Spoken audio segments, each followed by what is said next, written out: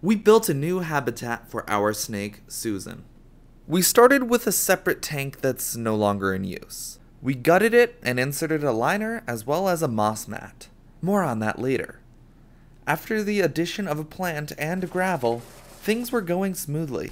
My brother cut up some weed barrier. I'll let him tell you its purpose. So I'm adding weed barrier to separate my sediment layers, and below I have the gravel, which is for the drainage, and I'm putting some sand on top of it, and I don't want the sand to settle into the gravel, filling in those gaps that we need.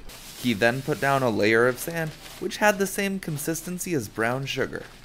Another barrier layer was added, and more plants and soil were placed.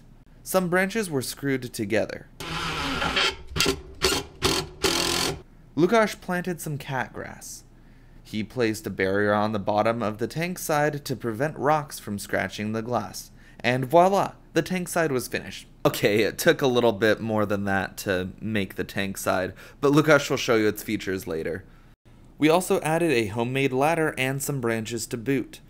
It was time to fill the tank and do a cool transition to my brother, explaining more. Hey, I'm Lukasz. I am Nikolai's older brother. I'm a habitat designer, and this is our recent build of a red-tailed boa exhibit. Couple features I'd like to point out here. We'll start down here at the water in the wet tank.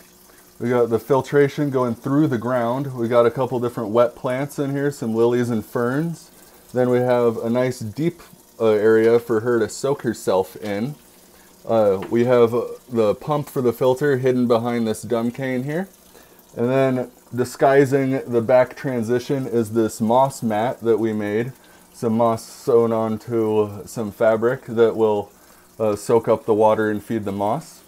Here we have a nice monstera and a dracaena in there, plants that'll do well in this environment. We got plenty of screwed together branches for her to climb around on, including a nice little platform up here for her to sunbathe herself under the lights if she so chooses. Then down in the back, we have a nice leaf litter for her to bury herself in. After she digests and eats her food, she likes to hide and get under some cover. Then over here on the left, we have some soil, the nice little land area for her to curl up on or slither around it. We have a rain system that's easy to pour in. This allows easy access for anyone to water the plants inside, and an even distribution of the water over the plants. Here we can see layers of red lava rock, gravel, and sand. This allows as a substrate for the roots of these plants to divvy out, as well as filtration through the water. Water's a little brown, but that'll settle down over time. It's time to see what Susan thinks of her new habitat.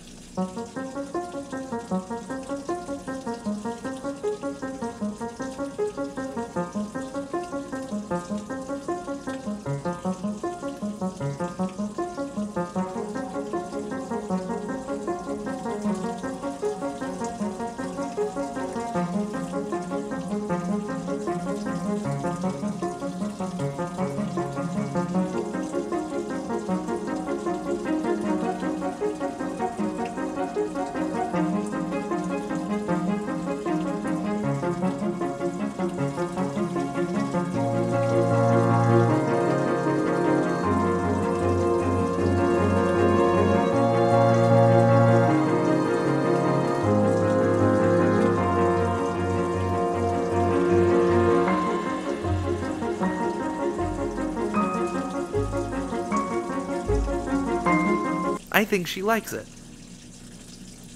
Thank you so much for watching. Have a good one. Maybe subscribe.